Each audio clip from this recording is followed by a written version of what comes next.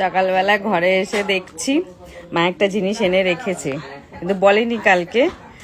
আমি ওখানে কালকে খাচ্ছিলাম, তোমাদেরকে ভিডিও শেয়ার করেছি, কিন্তু ঘরে এসে দেখছি ওই জিনিসই আছে, কিন্তু একটু আলাদা টাইপের। আমি তোমাদেরকে দেখাই জিনিসটা।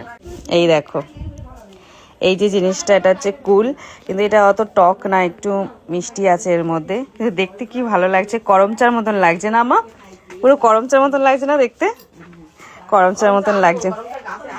আমাদের জায়গা আছে রাখা ক্যানিংয়ের ওইদিকে, তো ওই দিকটা আছে কি মানে অনেকেই চাষবাস করে, তো ওখানে করমচার বাগানও আছে। তো ওই আমি একবার যখন গেছিলাম, তো ওখানে দেখলাম এইরকম টাইপের করমচা।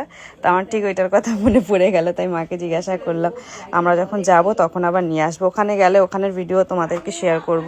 অনেকেই চাষবাস করে, তো পেয়ারা চাষ হয় ওদিকেও। তো চলো।